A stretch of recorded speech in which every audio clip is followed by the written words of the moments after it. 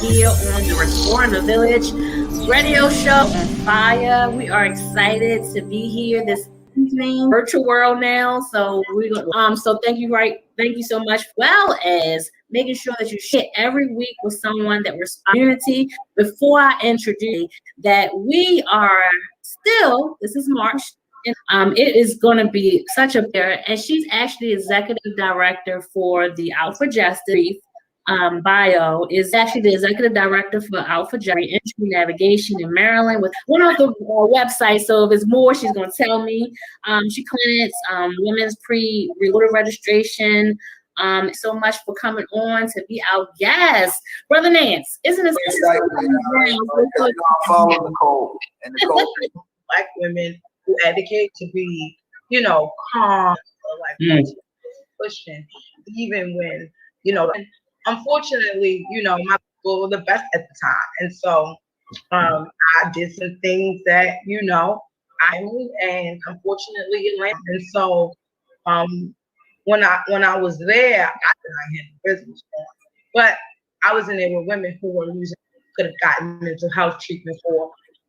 Women were losing everything because of the criminalization. So, when I got out, I was going to use that expertise that I already had around policy and the legislative process, and I was going to use it to, further advance the mission of Out for Justice. So, how did you connect with Out for Justice? Because I honestly thought you actually started Out for Justice. Nope. I'm just carrying the torch. This is an organization that has always been has always been led by Black women, right? That formerly incarcerated Black women. And the way that I got to Out for Justice was through my best friend Karen York, who was a former delegation chair. She was the executive person for the Baltimore City delegation. Her and I was in Annapolis together as young Black girls, really trying to use the legislative process to help people in community at the time. And so when I got out, I was like, look, I got to get back in the loop. What's happening? I would call her every day and be like, when you go to a meeting, put me on speaker so I can hear what's going on. And she's like, listen, you need to go over there with Out for Justice. I'm like, what is Out for Justice? She's like, they're doing exactly what you want to do, right? They're using the legislative process to ensure that folks have a successful relationship. Yes. So that's how I came. I came as a member, just ready to engage, just ready to do the work and fill in wherever I was needed. And then, over the years, I just advanced. And I thank God for Out for Justice, because you're right. Like, if you don't attack things on the policy level, you can do all the, we got to change it on the policy level with that paper. You know what I mean? What did you got? Weren't you guys responsible for getting the ex-felons to vote? Yeah. So that's interesting that you bring that up, because yes, we co-chaired the coalition. It was the brother named Perry Hopkins. I don't know if y'all remember Perry, but Perry Hopkins was over at Community United at the time, and I was here, a member of Out for Justice, and it was the Out for Justice members and Perry Hopkins and some of those members, we co-led the coalition to restore voting rights for individuals coming home from prison and jail who were still on probation or parole. And that's kind of why I'm here, to talk about, the history of that. Because the current legislation I'm here to talk to you all about, I think is really important for your listeners to understand, the history of this work, right? The history of the Expand the Ballot, Expand the Vote Coalition, because it all kind of started after the 2016 legislation and the override. We went back in community and we figured out, we was excited. We wanted to vote, right? But we found that it was, the part of policy is important is implementation. So we went back into community to start, implementing, and was really excited about how to do this work.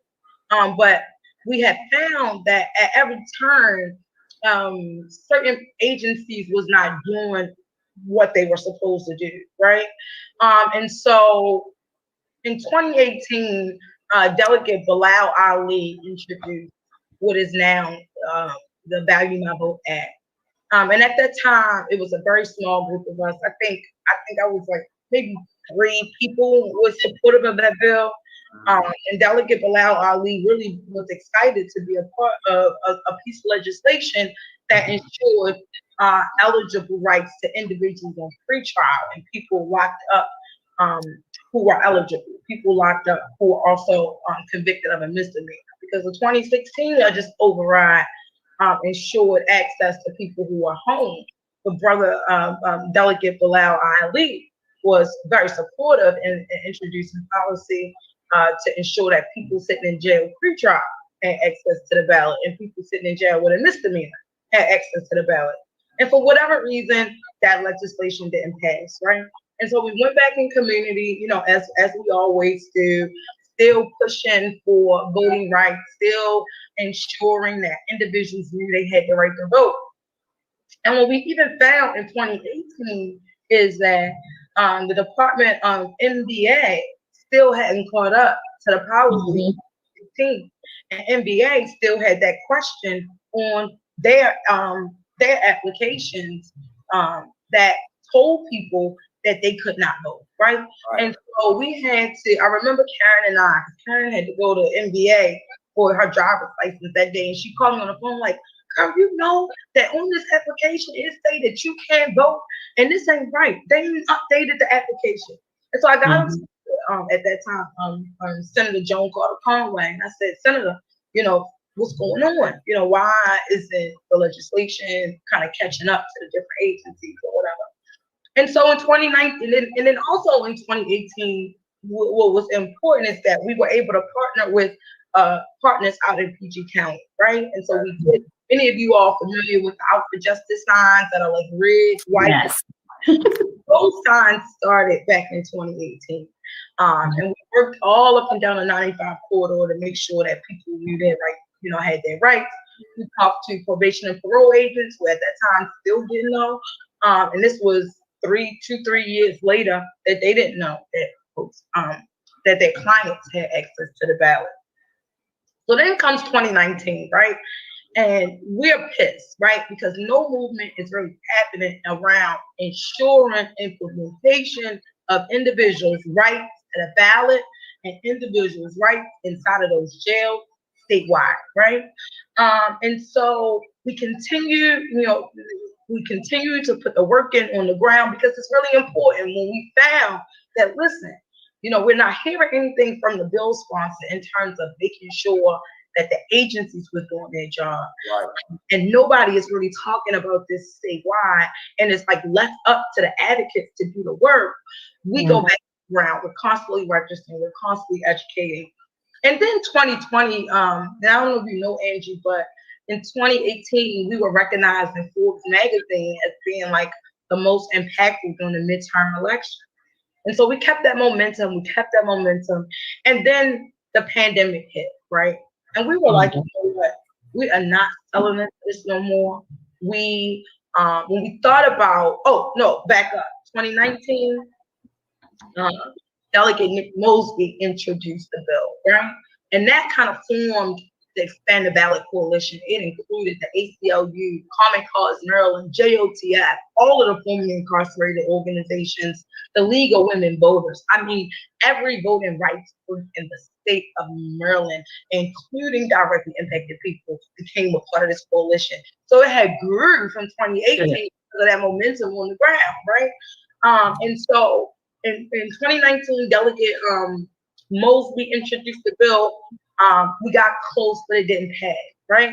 And so we were like, you know what? We need to show the State Court of Elections what is necessary and what is also possible. Right. So it's really important for us to not just write the policy, but implement the policy. Right. So 2020 come and it's COVID, but that did not stop us, right? We was like, look, we're sick and tired of us being, not talked about. We're sick and tired. It's another election get ready to come up, and we're not going to have this. And so we engaged the State Board of Election in a real way. Got on this work group because they had kind of messed up the election in Baltimore, and y'all remember that 2020 election. And what we did was we really forward to make sure that they were doing its job. And we realized, like, wow, listen, we were so excited to have voting rights in 2016 that it was missing some key components. And so those key components, we made sure that we did in terms of implementation. So we went to the state board, we got on that work group, and we was like, look, we want you to make sure that you send information into every jail across the state. They said, well, how are we going to do that? We don't even know who are the eligible voters. And so I think they thought that task was too big for our justice. So hold on. So you saying that the brothers behind the jail can vote too? Yes. If you're sitting in jail. Wait a minute. Brother Nance, listen. Let her break it down, though. Hold up. Go ahead. You got to break it down to her. No, it's facts. Like, if you sitting in jail, and this has been like this for the last at least 6 years, right? Yes. I ain't even go for it. For the last 6 years. Yes. If you're sitting in jail, pre-trial, not yet convicted of anything, got locked up, you waiting on your trial, you ain't got no court date yet, you can vote. If you sitting in jail and you locked up on a misdemeanor conviction, say you got a probation violation, or the judge wanted to be petty and sentence you to 6 months, for something petty. You sitting in jail on a misdemeanor conviction, you too can vote. And so we were tired of nobody, leadership, the Democratic Party, the Republican Party, nobody was elevating this. And here we are in the 2020 election where who folks was trying to get him out of there, right? So, we want people to know that they got the right to vote. So we went to the state board, myself and the partners, and we said, listen, we want you to get ballot access to every eligible voter sitting in jail in the state of Maryland.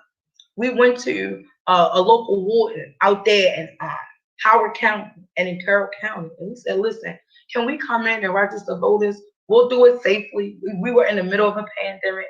That warden allowed us to come inside of his jail and register over 100 people in each facility during the pandemic. We had a statewide campaign like no other. We made sure that it was letters. The State Board of Elections, we drafted a letter for the State Board of Elections to send into every jail saying, we're the State Board. We want you important to know that people have the right to vote on your facility. The State Board then came to me and said, well, how are we going to know who are eligible? And I'm thinking in my mind, you a state agency. Just go contact your fellow person. But they weren't willing to do that, right? And so what we did was we contacted over 24 local wardens across the state, and we were able to submit to the state board 7 jurisdictions. We were able to submit 7 lists from Harford County, Howard County, Baltimore County. Over 7 counties sent OFJ their eligible list of everybody in their jail, and misdemeanors, a list of those individuals. We then got that over to the State Board of Elections, right? We then went to the State Board and said, we want you to make sure these people get their ballot and get these packets. They said, well, we don't have the capacity to create the packet. And so myself and Joanne of Common Cause and our member Amy over at the ACLU, we developed the packets for the State Board. So it included voter registration forms, different infographics. So I wanted to make sure that people who had trouble with reading was also able to cast their ballot. We submitted that packet in Spanish because in Montgomery County, they've always led a jail voting campaign. And the State Board of Elections reported that they sent in over 7,000 ballots and 7,000 packets statewide. And only 1,000 of those of the 7,000 was returned back. So what that means is 6,000 people across the state was able to cast their ballot. Baltimore County was the first county jail to report its jail voting numbers, which was 365 people in that jail cast their ballot, right? And how many did you say, Nicole? In Baltimore County, over 365 people cast their ballot. But that still wasn't enough for us. We asked the state board, okay, do y'all got time to put some drop boxes in every jurisdiction? They said no, but maybe we'll come back another year and do the drop boxes. Then we said, well, hold up, what about the hotline? If regular people can call the Board of Elections and report issues, why can't the eligible voters behind the walls? And they said, well, we don't have the capacity, it's kind of too late, right?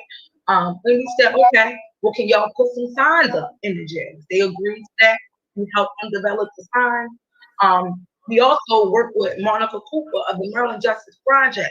In 2020, in the middle of a pandemic, Monica Cooper drove her van to every local jail in this state. She visited every local jail in this state, and every jail signed off that they received the package and their people received the ballot. Okay. And I'm tagging Monica. Good job. Good job. I mean, let me tell you, the work that we did was historical. We sent in PIA requests to every jail to ensure that the State Board of the Department of Corrections had claimed that they already had a voting policy. We knew that wasn't the case. And so we submitted a PIA request. If you said you had a voting program, then we want you to give us the numbers. We still don't have the numbers from the Department of Corrections because remember, the Department of Corrections only runs one pretrial facility in this state. And guess where that is, Angie? Where's that? Baltimore City. For the Baltimore City Jail, it's the only facility that Department of Corrections, a pretrial facility the Department of Corrections runs, right? And so all this work, even if you look at the State Board of Elections 2020 report, they highlight the work of Out for Justice and the NAACP. And they verbatimly say that for the first time in history, we engage voters. Now think about it. Because remember, Nance, you just asked me in 2016, we overruled the veto. And so what was it? In 2020, this was their first time engaging people behind the walls. But that leads me to, this bill that we're introducing. And I told you, started with Delegate Bilal Ali, went to Delegate Mosby, and now it's in the hands of Delegate Wolfie. This bill has everything that we did during the implementation during 2020, right? We came back and said, look, it's not just enough for us to write the bill. We want to make sure that the work that we're doing on the ground is articulated in our policy. Right. Yes, law. Because you want to get the feel for what this thing will look like. How it will be implemented, right? And how they're going to benefit off of it. Right. So we started in 2018, testing it out. We realized NBA still had the question. We go to 19. We realized that the Department of Probation and Parole still don't know that their clients can vote. And then in 2020, we just go all out. And so now this year's policy includes all of that. It includes ensuring that the Department of Corrections have a drop box in every jail. And I'll remind you, the State Board of Elections is in support of this. For the first time in history, I was going to say on their website. Yeah, I was going to say on their website, the verbiage was still. Has it been updated? It should be updated. Okay.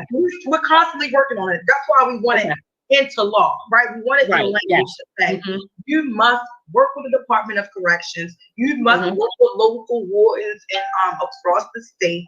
You must create a hotline number behind the walls. Even the state board agreed to have an ombudsman in their jail, right?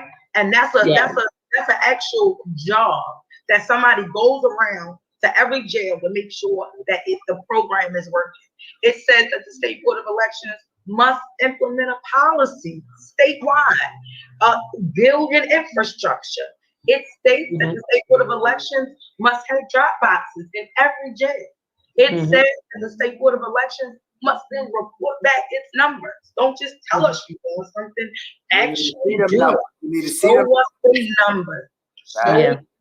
Show us the numbers. Well, let me ask you a quick question. I didn't mean to cut you off, but you said a lot. So I wanted to know, like, out of the people that y'all were meeting to vote, like, how many of them do you think really, were going to exercise the resource or the application of what you guys were presenting them? Because, if they're already doing it, Nate. They already doing it, right? The folks that people don't know what they don't know, right? And so what we feel like is through this legislation, this now gives a framework for how the State Board of Elections can begin to disseminate the information, right? Yeah. It puts some accountability on the Department of Corrections to do its job, to make sure that when people leave in that jail, they get a voter registration form, right? And if they get trained. But what we're having an issue with is, and we're feeling a little disrespected, right? Because there's a competing bill. And no matter the issue that the sponsor and I ever had, right? The problem is that the bill that is competing with ours originally started as a bill, SB 525, as a bill that would allow early voting sites to go in the local detention, right? That's fine. We didn't really feel like it could really work because we were trying to push for a foundation first. See, a lot of the legislation that people get behind, it sounds good, but it don't have no teeth, no potatoes. It don't have no substance. Yeah. We didn't want to do the mistake we made in 2016 was getting behind something that sounded good, but didn't have no real infrastructure. That's why we did that. Because the 2016 policy did not have any reporting requirements.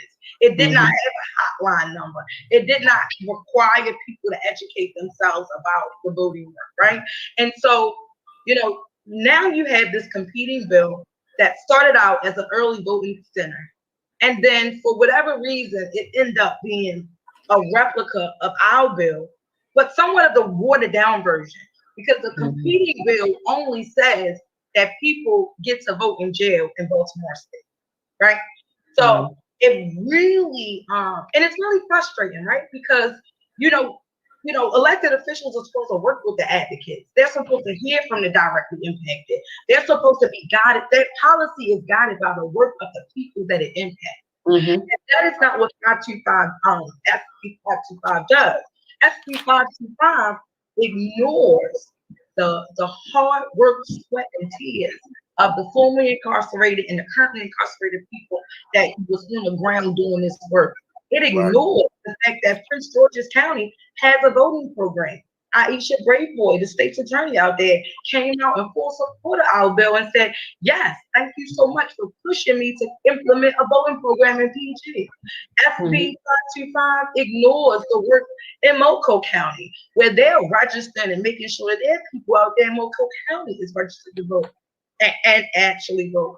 SB 525 ignores the work of Monica Cooper, who went around this state making sure that every voter, every person in that jail got their ballot and was going to submit their ballot.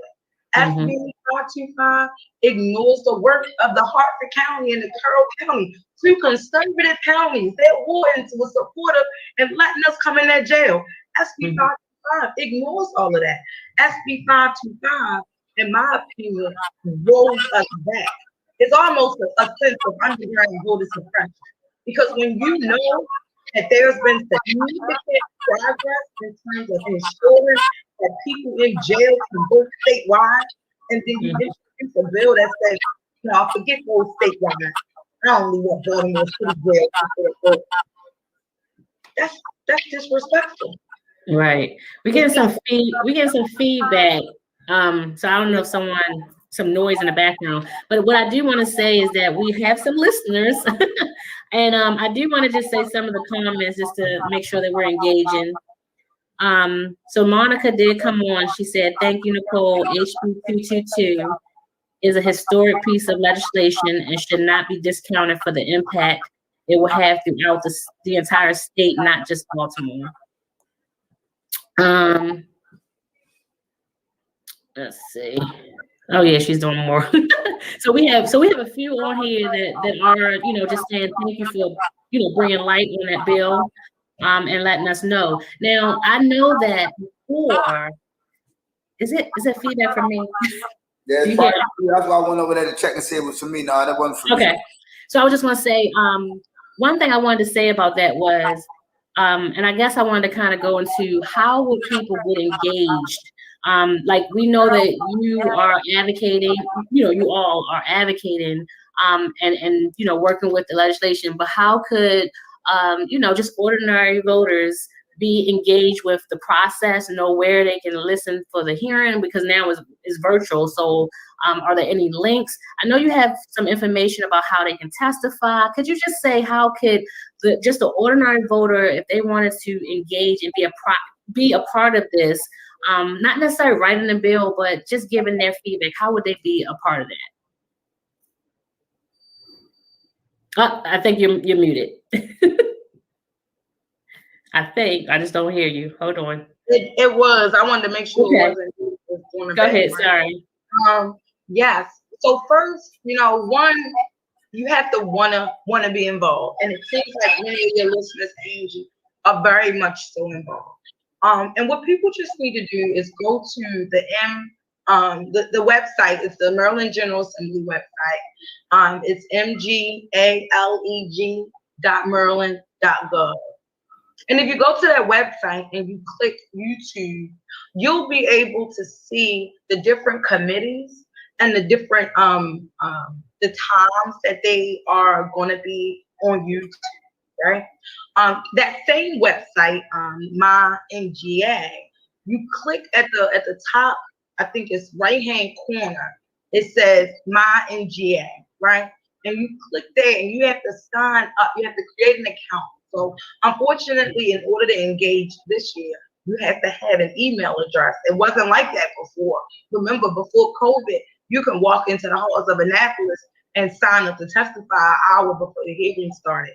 Whereas now, they've made it much harder for people to engage. And so you have to have an MGA account, which is really easy, for people who know how to work email. You just sign in with your email and create a quick password, and boom, you have a My MGA account.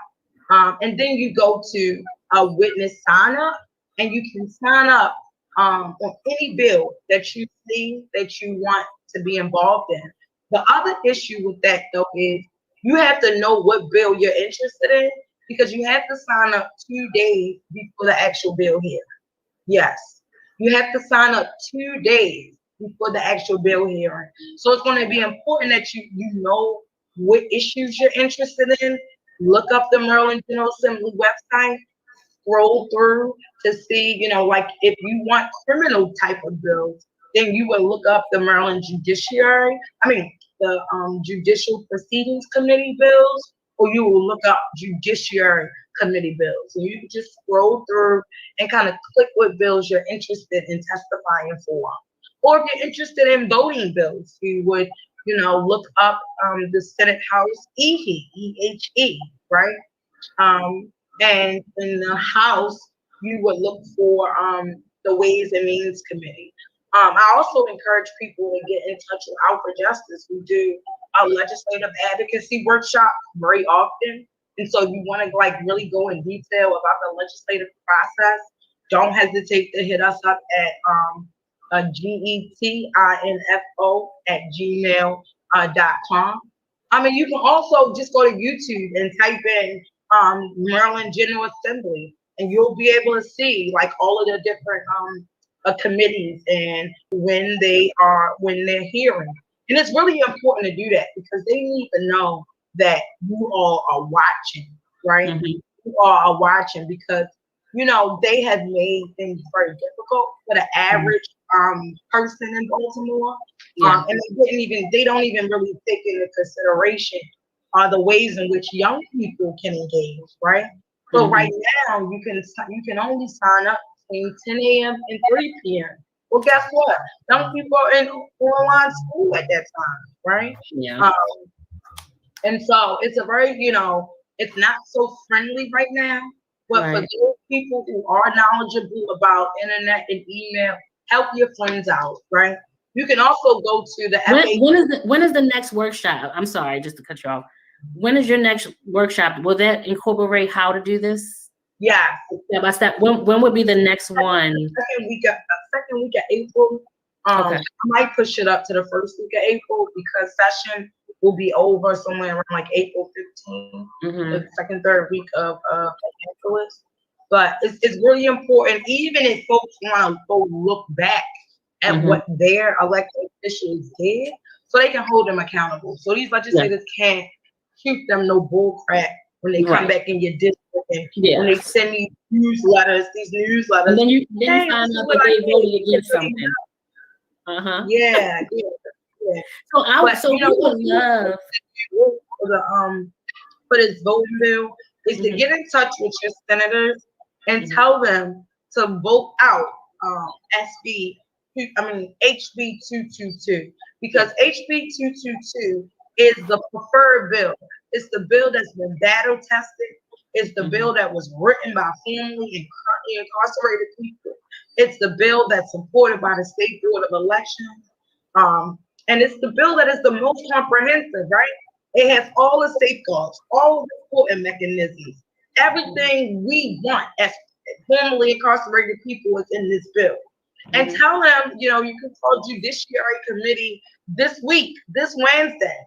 Get in touch with the Judiciary Committee and tell them that SB 525 is not a bill that is supported by the majority of the people. It's not a bill that is about racial equity. Listen, y'all, the HB 222 covers 93% of the eligible voting population. Yet SB 525 only covers 7% of the voting population. In a place like Maryland, where Black and brown people are incarcerated at your highest level, you want to ensure that people that's locked up in Baltimore County, Harford County, Cecil County, they too have access to the ballot. Because if your listeners know, like me, just because, like, if you're a Baltimore City resident, you can easily get locked up out of Baltimore County. There are a lot of people who are Baltimore residents that's sitting in Baltimore County jail right now. And so it's the meaning, right, that someone would introduce legislation that goes against ensuring that the greater good of the people is addressed, right? That goes against the fact that, this was something that they supported last year. We have legislators who supported this very bill last year that all of a sudden chooses to introduce a bill that only deals with Baltimore City. And it doesn't even have reporting requirements. It doesn't even say that the Department of Corrections got to tell me what you actually did. It doesn't even say that people in the Baltimore City jail have a hotline number to call in case they're not being treated right. So the information is not there easily to navigate. Is basically what you're saying. So, and it seems like you have there's a comparison. You got 525 that does this much, and you have 222 that does this much, right? Right. So you pick. Do you want legislation that does something that impacts the masses, or do you want legislation that does the bare minimum? That's the choice you have to make. Now we have a comment from Ashley. I don't know how to pronounce the last name, and I don't want to mess it up. Ashley Duvall. No, it's not that. So Ashley said, she said, yes, this was my first time I followed the NGA, and it was an eye opener. So that's good. And as I stated, even with myself, before, like you said, we would go down to Annapolis, but just trying to make sure that people know the link. So Ashley definitely said that it was an eye opener for her. I think it's good to have that that opportunity, even though it's near the the end of session. I think it's still important to know where our representatives stood on certain legislation and bills, how they voted. They can smile, and then you find out that they voted against something. And if they don't know who their reps are, Angie, I'm trying to put something in the chat, but I'm not able to.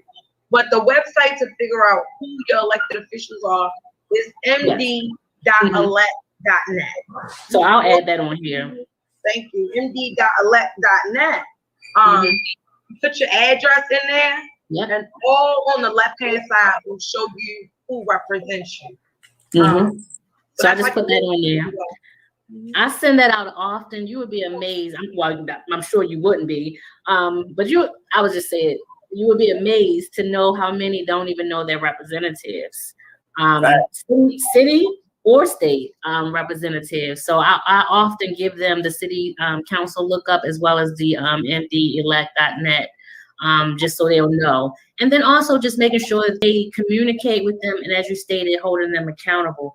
Like right. this is Karen said in the chat, even when you sign up to testify, you literally only get 1 to 2 minutes to testify. Okay, yeah, I do see it. You gotta be like short, quick, and to the point. Was it always that way? I thought it was. I mean, I think we used to get from 2 to 3 minutes. Yeah, I was gonna say I thought it was a little longer, but okay. And in the Senate, they're much stricter than the House, right? So whereas the House will allow 50 people to testify, right? Over in the Senate, 4 people can testify on a bill. 4 people, and then they choose the opposition. So say you're opposing a bill, they'll go and do a little lottery and say, I'm gonna pick that person, right? Whereas before COVID, if we were coming into Annapolis for say an education bill, for instance, Angie, and you were a part of the group that was leading that, you can put together your panels. So you can say, I'm gonna put 5 people on panel 1, 4 people on panel 2, and 4 people on panel 3, right? We don't have that option anymore, right? So people's ability to let them know what's happening is very limited. And we need to speak up about that, right? Particularly, Joanne, I wish she would have been here because she, I just want to elevate. If we're talking about Women's History Month, I really want to acknowledge Joanne, the first Black executive director of Common Cause Maryland, for really pushing the Speaker and the Senate President to really ensure access for us. And we need people to write their legislators and tell them to open up their YouTube page. When you go and view the legislators on YouTube, they got the comments closed. Why you got the comments closed? If it's accessible to the public, you should see what the public has to say. Right, so that way you can know how to serve the public. So I was going to say, definitely, I believe. What you eating over there? Look, he is horrible. I just told you, I'm so glad you know us very well. I can eat a little. I'm listening to you keep telling me a good story. So I'm like, yo. I'm gonna hear him put something on me if he was loud snagging.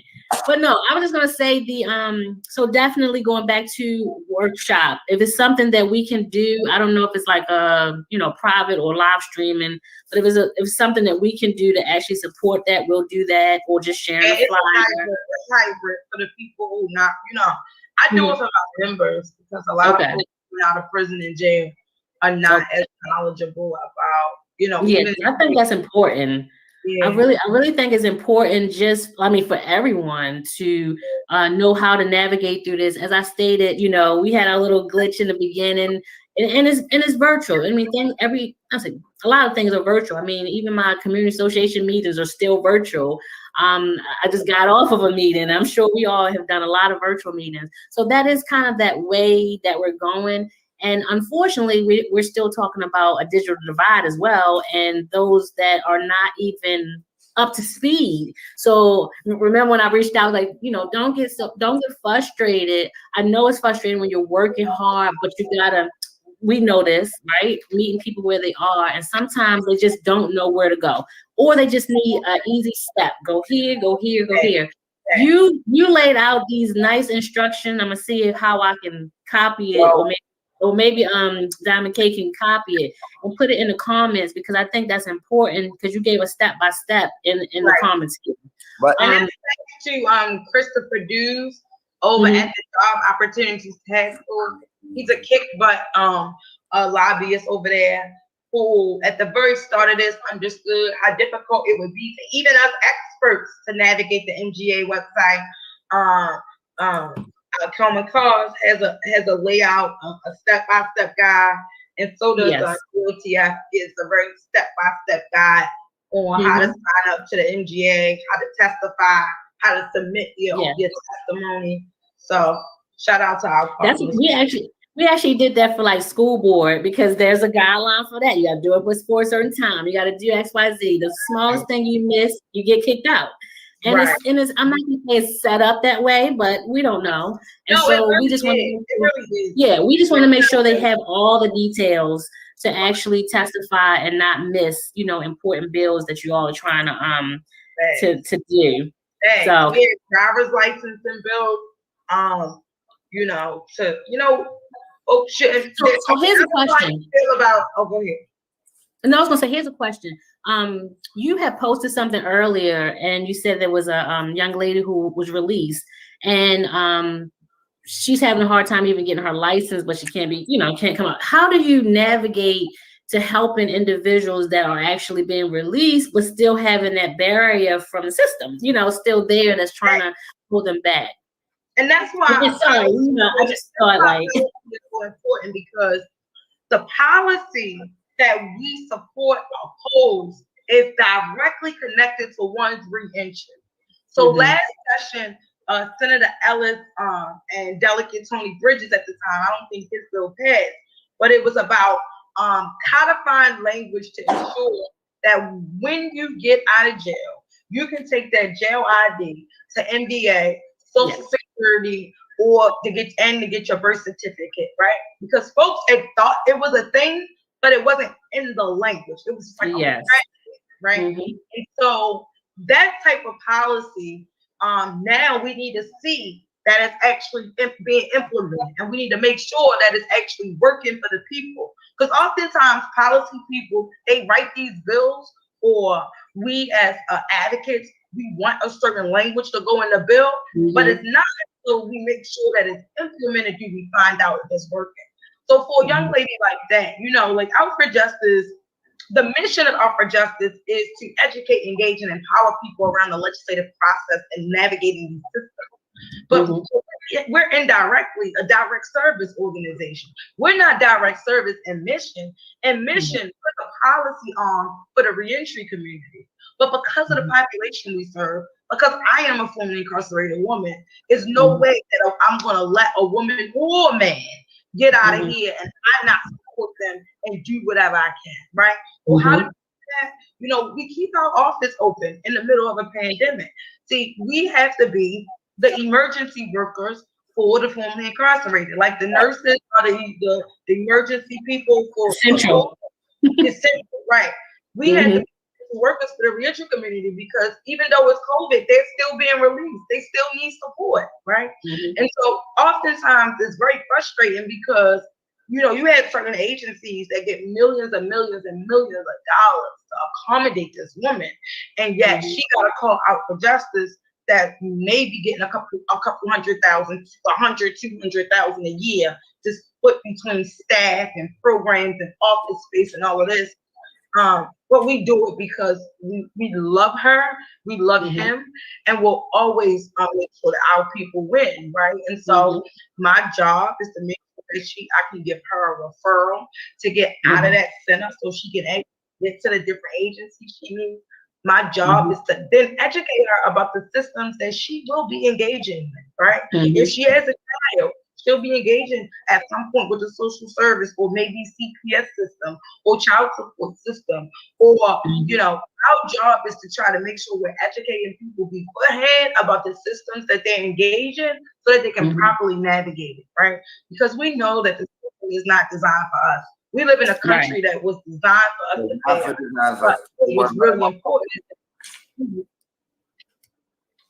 So Nicole, listen, you have said so much. I want to just say you are always welcome on here. That's why. I don't know. You might have to do like a once a month thing. This was like that's why I had to give me some peanuts, because we had a powerhouse on there, and she needed to get that power off. So look, I know that we're coming to an end. We're gonna still give you like a few more minutes, but I just wanted to see if I want to see if there's anything that you wanted to touch bases on that, anything coming up or anything you want to touch bases on that we didn't discuss. But I also wanted to acknowledge that you have a lot of comments on here, so you keep doing your thing, girl. I don't know if you're looking on Facebook, but Christina. Okay, so if you're looking at it, I'm not gonna read them all. But a lot of great things that are going on, and I believe that this would be a great thing to continue this conversation, to help restore our village. And like I said, our platform, your platform. I never want to be where we are, censoring anything, because it's your platform. You understand? I never want to do that. Again, I'm not here to bash anyone. I say all of here. That's right, you're in the middle. But you haven't, and I appreciate that. You are trying to reach the masses. I'm going to bash things that don't serve the best of the people. Yeah. Right. So that's why I said I appreciate just your direction. You engaging, you trying to inform, and again, as I stated, you're always welcome on the show. Is there anything that you wanted to bring up that's coming up? Or? Yes, ma'am. So always know, I want your listeners to know that Nicole is checkable, right? The same way Nicole will check something that is not in the best interest of the people or the people that Nicole serves, is the same way that I can receive it, right? If I'm not moving right, or I'm not moving, or I'm saying something that folks don't agree with, check me. I'm human. I can admit. You saw on that comment, that Facebook post, Angie. I was like, you know what? Y'all right. Maybe I need to do this differently. I'm okay with that. But what is coming up is, one, I want y'all to know that it is Black Mama bailout season. It is time to free Black Mamas for Mother's Day. So donate. Go to the website, Out for Justice, www.out4justice.org. Hit that donate button and donate so we can get our mamas out of these cages. I want to give a big shout out to the Baltimore Bail Fund that's led by JOTF. I want to give a big shout out to Ball Action Legal Team under leadership of Ondemand. They're doing amazing work, making sure that they're paying for Black people's freedom by way of covering their home detention costs. And then after Mother's Day, we're going to be doing on Father's Day, Juneteenth bailout. So now is the time to start donating, y'all, because it is our mission to get our people free, and to bail out people out of those cages, and in home cages as well. I'm sorry. So you're gonna get a donation from Legendary for both months. Thank you. And we take some of that water. You know what I mean? Like the Black Mama bailout is very unique because we don't just bail the mothers out. We stick with them until their court dates, and we provide court support, right? And so we have a Mother's Day brunching for them where somebody can perform. We make sure they get clothing. We make sure we support them with housing. I mean, we get the gamut, right? We make sure they got transportation.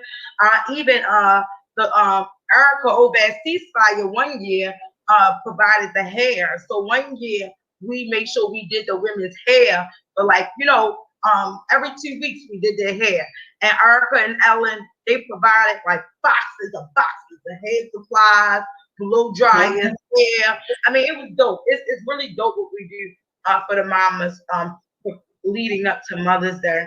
So the last thing I'll say is, y'all, stay involved in this legislative process. Don't let these legislators tell y'all that they're doing something that they're not doing. Ask more questions, right? And it's okay that a legislator that you may like personally, but you may not like their policy. Right? You can like somebody personally, but really not like their policy recommendations. And it's your job, especially if you're close with them and you know them. Go tell them, look, bro, what's this? I don't like the way you are moving on this policy direction. I think you need to be doing more on police reform. I think you need to be doing more to ensure that the state central committee don't have other elected officials sitting on the central committee. Push them to do the work that they profess that they do, even if you like them, even if they're your friend. Be willing to challenge them, because what we don't want is the old, the new to be the old that we got out of there. See, remember, we pushed out a whole section of what was called the old school. But what it looks like is that the new faces are really an extension of the old school. And so you better say that out loud. You better say that again, shorty. You know what I mean? Like, say that again. Like, I gotta give you some snaps and claps and high fives and that. New faces are really an extension of the old school. Mission. Right. Angie, if you're listeners, don't stop it. We're going to see 10, 15 years from now, they're still sitting in them same seats that they claim them older people were sitting in too long, right? Mm-hmm. We're going to see more bribery. We're going to see more policies that set us back, like SB 525. SB 525, y'all, in terms of voting and disenfranchisement, if passed, will set us back another 5 years. Watch. Right. Wow, now, Nicole, because I'm putting this link in, what was it again? The my MGA. Yeah. So what? It's MLEG, right? It's M. Ready for it? It's MGA. Oh, I see it. I got it. So I'm gonna put that in the comments. It came up. Thank you. Yeah. All right. I just making sure I put the right one in. Go right to the icons on the right hand side. Yeah. My MGA, they can sign up and YouTube. They can just look straight into the committee hearings and watch what's happening. All right. So again, we try to give you a few minutes over. Thank you so much for being our guest, Nicole. So much greatness. Like I said, we couldn't get through it all, but you're more than welcome to come back. We can figure out how we can incorporate that on a regular basis. I think that, I always say policy isn't everything. I mean, people always say they're not into politics, but politics isn't everything that we live with. So we want to make sure that we stay involved and stay engaged, and that we are, like I said, involved and engaged voters. That we're not just voting because someone looks a certain way or their name is a certain name, last name, whatever, household name, whatever they said, like you said, the history. We want to make sure that we are being educated about what they stand on. Also, we want to, it was something I had to say, but I'm going to do it in 1 minute. So I'm wearing my Bowie State University mom shirt. I want to say that the hope I get this right, the SB1 HB1 HBCU settlement bill went to law, ensuring that $577 million over the next 10 years go to the 4 HBCUs in Maryland, which is Bowie, Coppin, Morgan, and University of Maryland Eastern Shore. So a really good thing last week. Kudos to that. And then I want to always going out there. Huh? That's about all they done did out there. Well, that's another one story. I also want to say, happy 2-year anniversary to We Out Us. They commemorated this past Saturday, and they were in 4th District where they ended. And we had really good time. So thank you, We Out Us, for all that you're doing in our community. And I want to hand it over to Brother Nance. He's going to do the outro. We also going to have you just say how will people get in contact with you one last time. But I also want Brother Nance to have us go out, and he also wants to talk about, or he will say, about the soft opening for his for the legendary Lifestyle Cafe. I wanted to acknowledge that. So can Nicole say it first, and then I'll let Brother Nance. Absolutely, and always ladies first. And Nicole is one of my friends. Can you just let us know how our listeners can get in contact out for you, Nicole? Have your business. Thank you. The way that you can get involved with us here at Out for Justice, this is a member-led organization. So members are welcome. Members decide what we do and how we do it. Our Facebook is Out for Justice, all spelled out, OUTFOR. Justice, the same on Instagram, and our website is www.out4justice.org. Our phone number at the office is 443-563-2123. Thank y'all. All right, Brother Nance. Yes. So we have our thanks again, folks, for coming on the show again. Information is always powerful. We always bring a great spirit of energy to the show. So that's what Restoring the Village Radio is about. But this weekend, you know what I mean, we're going to be doing Legendary Lifestyle Cafe soft opening at 1301 North Broadway from 2 to 7. I'm drinking on some of our fresh sugar cane juice with lemon and lime and fresh mint. So I've been sipping on that the whole time. And we have our own black-owned water that we'll be carrying in the cafe called Alkaline Drip. Let me make sure I can see y'all on camera. Alkaline Drips. You better purchase this here. So I'm super excited because we stand on 3 pillars: community, culture, and wellness. So not only will we have a soft opening from 2 to 7, but we also will be doing the second installment of our weekly event, Sugar Cane Saturdays, which is like a speakeasy for adults. You know what I mean? You can leave your titles at the door and you come in as your first name. So we don't care if you're a doctor, a senator, or whatever. When you come through those doors to Sugar Cane Saturday, you're just a human being there vibing and traveling with good people, just getting this place done. Because, you know, we do a lot of work. We don't have a place to decompress. You know what I mean? And we need to have places where we can decompress, enjoy good music, enjoy good vibrations. So I'm excited about this. So I'm going to end the show with saying, the address, brother.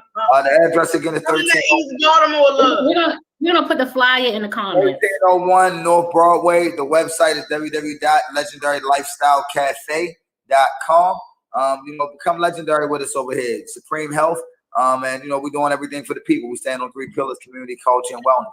Remember, we don't have good days, we create them. So we can spread our love, light, peace, and power to the world. Restoring the Village Radio. Shout out to everybody. Thank you for tuning in. Peace and power. Peace and power. Salute. See y'all next week.